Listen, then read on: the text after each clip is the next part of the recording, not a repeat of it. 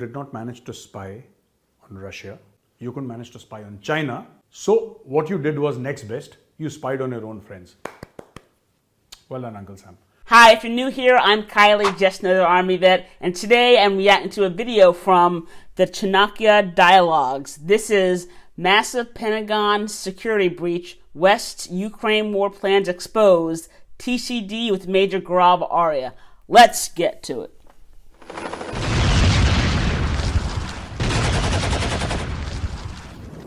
Gen friends, I'm Major Gaurav Arya and you're watching the Chanakya Forum.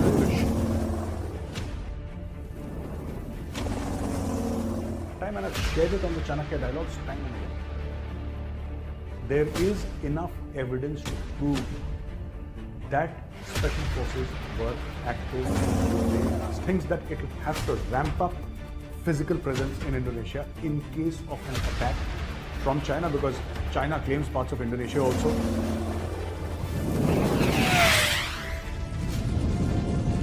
I like the opening montage. Gen friends, I'm Major Gaurav Arya and you're watching the Chanakya Dialogues English. Like this video, subscribe to our channel and don't forget to press the bell icon.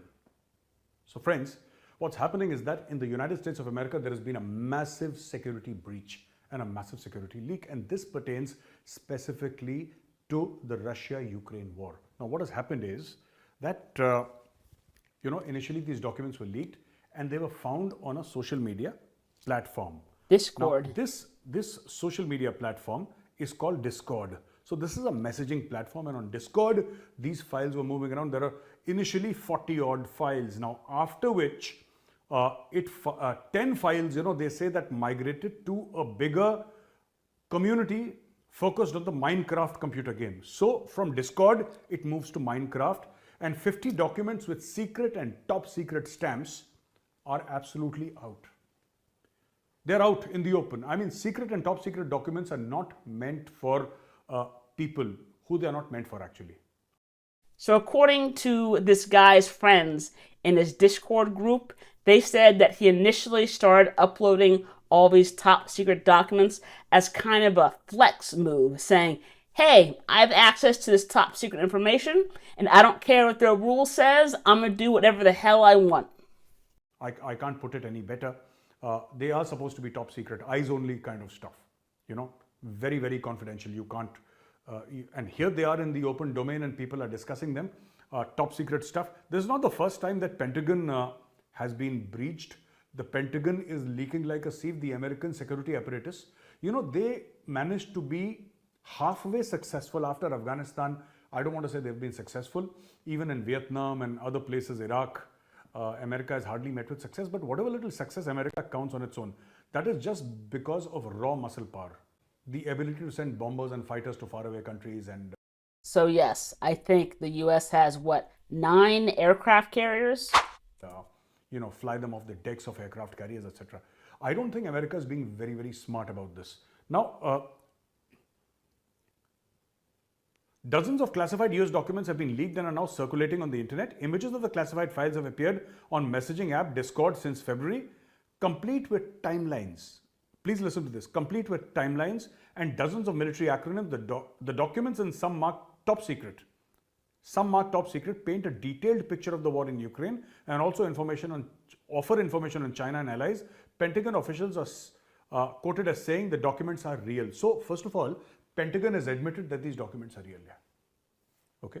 Now this is a massive, massive security breach. So, like for example, Ukrainian brigades are being prepared, okay, to launch an offensive.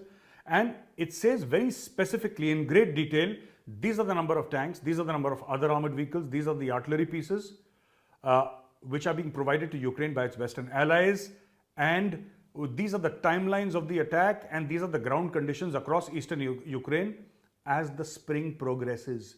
So this is like an entire battle plan, almost, not the entire battle plan, but this is a good, yummy chunk of any battle plan, So out of all the information he just provided, there's nothing that you can really change now that it's out in the open, with the exception of the timeline. You can always shift the timeline left or right. How many men? What is the infrastructure? How many armored vehicles? How many guns? Where will they go? When will they go? What is the terrain? I mean, this is just too tasty for anybody to ignore. And you know what America has done? America has handed over Ukraine on a plate to the Russians. The Russians who are stuck in Ukraine would be salivating after reading this information. And did the Russians do anything? No, it is the Americans who hacked into it and they were playing with it. Like, these are cool things, let's play Minecraft. Let's share these top secret documents. This is what the Americans did. Who hacked into the Pentagon? It wasn't the Russians though. Now, Egypt wanted to secretly supply rockets to Russia. 40,000 rockets for Russians in secret. Achha. Egypt was the country that had supplied, Egypt supplies both ways. Between 1979 and 89, Egypt had supplied a lot of AK-47s and RPGs to the Mujahideen in Afghanistan through Israel. Through Israel, through the CIA. Both the conduits were used and Israel had supplied to the Mujahideen against Russia. Of course the CIA was involved. When has the CIA not been involved? That is the question. Now Israel is supplying to Russia against Ukraine. They're making money both ways. Well done, Egypt. And this is what it is. South Korea, they say that there is a discussion between the two national security advisors and they're torn between the fact that they have to supply weapons to Ukraine. This is what the documents say, that the South Koreans are fearful of upsetting Russia. Obviously, nobody wants to upset the Russian bear. They're fearful of upsetting Russia and there is a debate happening. So, how do the Americans know that there is a debate happening? Think about it. How do the Americans know that there is a debate happening in the national security echelons of South Korea? How do the Americans know? Well, the simple answer is, which is the right answer of course, Spies. is that the Americans have been spying on their own allies. Well done, America. So was there any surprise that the United States actually spies on its friends? Because to me at least, I feel like this is common knowledge that every country will actually spy on their friends and their foes. The problem with this, though, is that it is broadcasted for the whole world to see, and it creates this PR problem for the U.S. You did not manage to spy on Russia. You couldn't manage to spy on North Korea. You couldn't manage to spy on China. So what you did was next best. You spied on your own friends. Well done, Uncle Sam. So America apparently bugged the national security headquarters of South Korea. So they knew everything what was happening. And now what the Americans have done is they've put Ukrainian lives in danger and they have embarrassed NATO. And there is one more news which I had said long back. If you see Chanakya Dialogues Hindi, you will find my statement there recorded. It's recorded. I spoke to a lot of friends in the US and they said, no way this can happen. And today, the top secret documents reveal what Major Gaurav Arya had been saying for the past 2 to 3 months. And what I'd been saying was that US special forces are operating in Ukraine. 100% they're operating in Ukraine. This is what I had said with the same degree of certainty. 100% they're operating in Ukraine.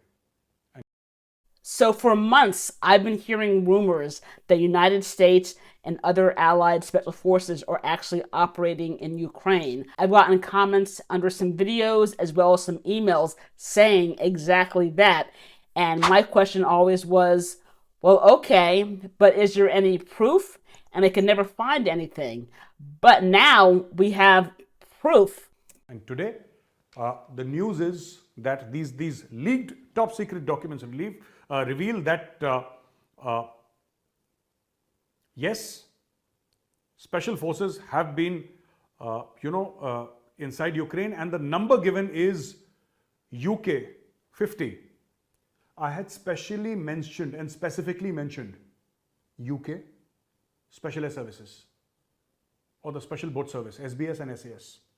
And these are among the finest special forces in the world. In fact, the SAS is the father of all special forces. The Navy SEALs and our own Para-SF in India, they came much later.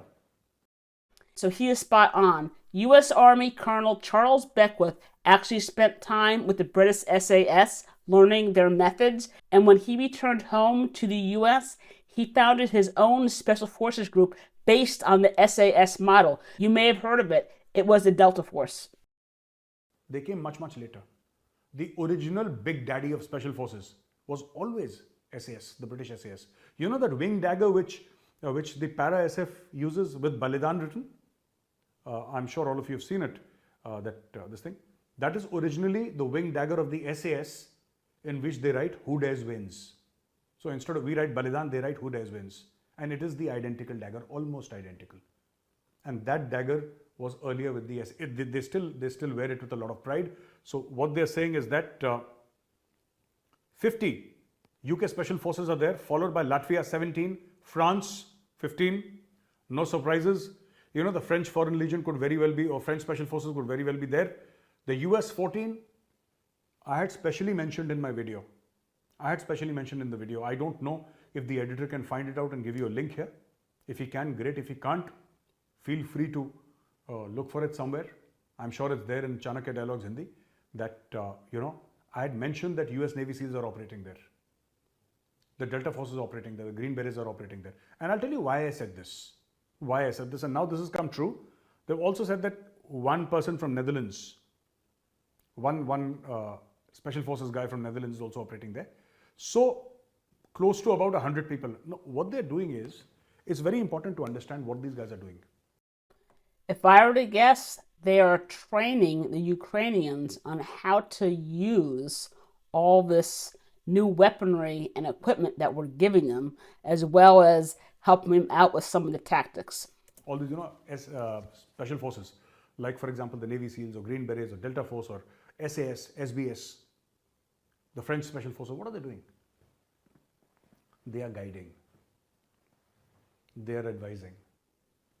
They are telling the Ukrainians where to hit.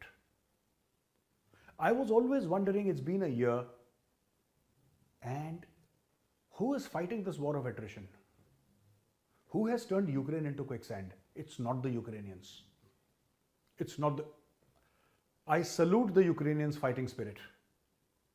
But if anybody is under an iota of doubt that the Ukrainians are good enough to stop the Russian war machine, I'm sorry, sir, you're sadly mistaken.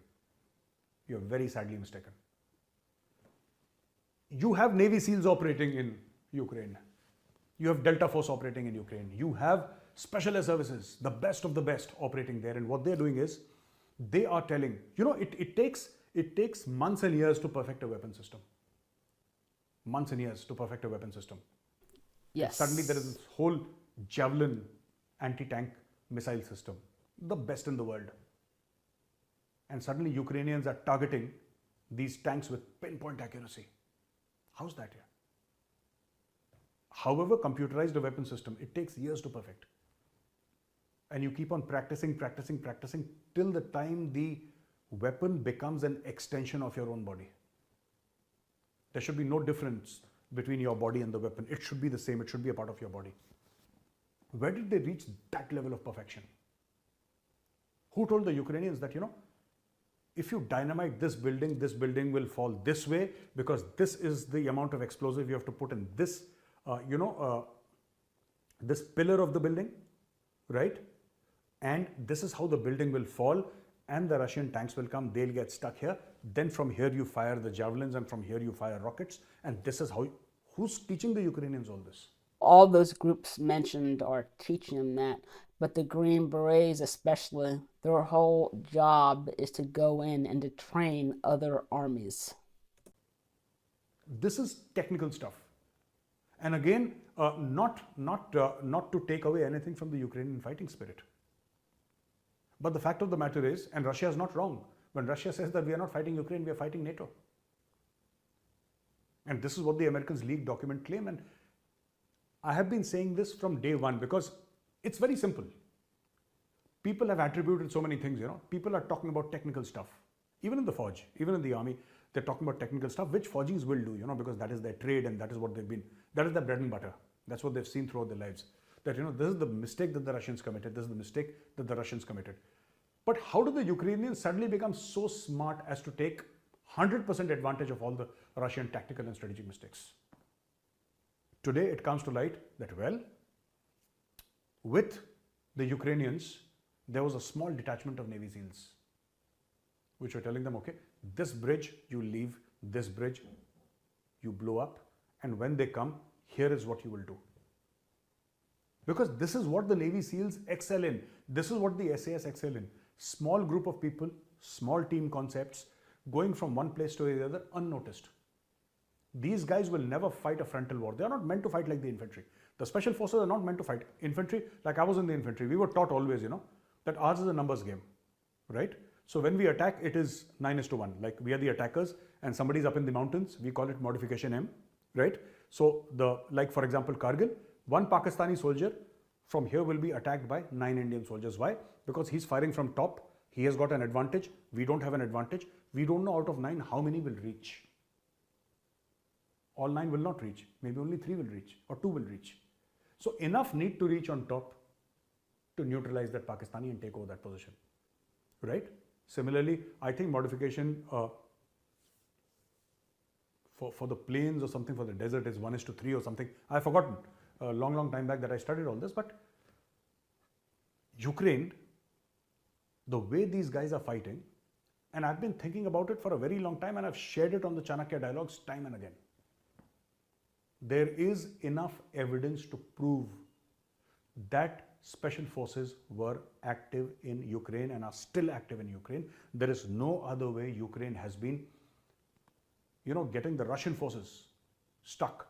Massed artillery of the Russians, massed mechanized forces, thousands of tanks. Where did the Ukrainians suddenly find the military training and the weapon systems to stop the Russian advance in its tracks? Today, that was always a question I had, was how is Ukraine actually stopping the Russian advance? How are they actually making gains?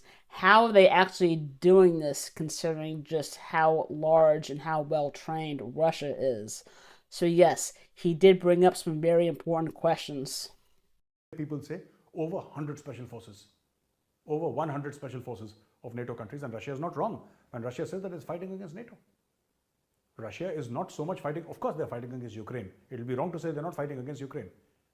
But the real brain behind this, as these documents reveal to us today, are actually Delta Force, actually Navy SEALs, and actually the Special Air Service of the British Armed Forces. This is how this war has been dragging on, and this is why the Russians took so many casualties and continue to take tremendous casualties. So this is one news which I thought that I must share with you. And of course the part about US not being able to spy on Russia but spying on its own people. This is crazy. Okay. US and Philippines begin the largest ever drills after Chinese exercises. So US and Philippines are holding their largest ever joint military drills a day after China concluded large-scale exercises around Taiwan. So obviously even the Philippines, now Philippines already has a base. Philippines is not new to American presence, and now they're conducting large-level exercises. US has conducted exercises with Japan, with Australia, with India. Of course, we are members of the Quad. So that part is not new, They will continue to do that. But also trying to bring up to speed the armed forces of other countries. I think we have supplied BrahMos to the Philippines. If I'm not mistaken, we have supplied BrahMos to the Philippines. Now, the thing is that... And I think Vietnam also wants the BrahMos as well. We give Philippines the BrahMos missiles, and America, tells them how to do other stuff, right? Like, for example, Balikatan exercise. This is called the Balikatan exercise, involving more than 17,000 troops, including 12,000 from the US. Now, what does this tell you? An exercise in Indonesia, 17,000 troops with 12,000 from the US. Which means in an exercise, the bulk of the troops are being provided by the Americans. Now, this is subtle messaging. Normally what happens is that troops are almost equal in size when an exercise happens, or obviously the host country can supply more troops. So, you need demo troops and you need, the enemy troops, etc., which requires more force. So you can always pump in your people because, like for example, if the Australians came to India, Australians will come with 100 to 200 people. But in India, we have thousands and thousands of troops, so we can give any amount of troops for that exercise. Here, the opposite is true. Out of 17,000, 12,000 are Americans, and only 5,000 are local Indonesian troops, which means that America thinks that it will have to ramp up physical presence in Indonesia in case of an attack from China, because China claims parts of Indonesia also. Nothing new in that. China claims part of every country on earth. But at the same time, this is a day after the recently concluded Chinese exercises in which they had surrounded Taiwan. They wanted to choke Taiwan, and that was the intent of the exercise. So, this is what it is. And Taiwan bears badge punches back after China drills. So, Taiwanese, in a typical mark of, let us say that they want to stand tall in front of the Chinese. They want to show bravery in front of the Chinese. So the Taiwanese have started wearing a badge. And this badge is funny because it is a Taiwanese black bear. He's punching Winnie the Pooh. You know Winnie the Pooh, the cartoon character? Now, Xi Jinping is known as Winnie the Pooh. And people in China have been sent to jail for calling him Winnie the Pooh. Winnie the Pooh. Oh my gosh. Do people in India know who Winnie the Pooh is? That is just so funny. But the question is, are the Taiwanese troops wearing this badge, or just civilians, or both? But on Chinese social media, somebody will keep on calling him Winnie the Pooh. He looks like, if you look at Xi Jinping, he looks like Winnie the Pooh. I would request the editor to put Winnie the Pooh on one side and Xi Jinping on the other side, and let's figure out the similarities. Sorry, Chinese people, if you're offended, but we got this idea from you. It is you who started calling your own president Winnie the Pooh, not us. All right? Good point. You pointed out the similarities. We weren't even aware. So, you see this? So, they've started putting this badge. Now, you can show the badge again, editor. Please show the badge. This is the badge they're saying. The Taiwanese black bear punches Winnie the Pooh, which means Taiwan has punched Xi Jinping in the face. This is what they're saying. Pakistan is extremely unhappy and has said that India has no business holding the G20 Tourism Working Group meeting in Srinagar. No surprise there. On 22-24 May. All right? And such events cannot hide the reality of Jammu and Kashmir being an internationally recognized dispute that has remained on the agenda of the United Nations Security Council for over 7 decades. I think, I don't want to say anything against the Pakistanis here right now, but 70 years? Yeah. Seriously, get a life, yeah. Get a life. I mean, what are you even going to do about this, Pakistanis? What can you do about this? You have no money. You have no credibility. Forget about money. You have no credibility. You have no respect. Nobody listens to you. Your own Islamic Biradar countries don't give you money. Nobody's giving you money. Nobody's giving you time of the day. Nobody offers you a glass of water. Nobody receives your VIPs when they go to other countries. I mean, that's true. We do know that Pakistan has at least one friend that does like to give it money and military aid. Any guesses on what country I'm talking about? If you want to fight this Kashmir thing over Twitter, you be my guest here. You're very welcome. But in the end, I think this is just, I don't think the Pakistani Ministry of Foreign Affairs means anything by all this. They don't mean anything by this. All they mean is that, it's okay. And we'll object to India on Twitter because that is pretty much what we can do. Even when India removed 370 and 35A, Article 370, 35A. And that's the article. Once it was removed, it actually gave the Indian Army power in Kashmir. Am I right? That is all Pakistan did, they objected on Twitter. And well, they want to object on Twitter. That's all. And Pakistan, you're welcome. So that brings me to the end of this episode. Ladies and gentlemen, I hope you liked this video. If you like this video, please press like. Don't forget to subscribe to our channel and press the bell icon. Jai Hind, Vande Mataram, Bharat Mata ki Jai. So I know what Jai Hind means, but what did he say after Jai Hind? If we had a whole episode or show of Major Arya actually directly talking to Pakistan like that, I think it would be very entertaining, and I would sit down and watch the whole thing. That was just so funny. Obviously, Major Arya is a very smart and intuitive man. He definitely knows his stuff, and I think that he made a lot of excellent points in this video. And one thing that is really concerning about this Pentagon breach is the fact that there was a chance to actually stop it, because there were a bunch of red flags pointed directly at this airman or National Guardsman. He was actually caught by his commanders snooping around in some top secret documents that he should not have had access to. Plus, he was also caught taking notes on some of these documents as well. So why did his chain of command not take away his top secret access right then and there and start an investigation? And that's the question of the hour. I think as this case starts to build, that will definitely be part of the investigation, and maybe we'll find out some answers. But for right now, we just do not know. But anyway, this was a brilliant video, and I do want to watch some more of his episodes, because obviously he knows what he's talking about. So thank you guys for watching. If you do want to watch another video just like this, I have one for you right here. If you do want to help support the channel, I could always do is a like, sub, share, comment, or thanks.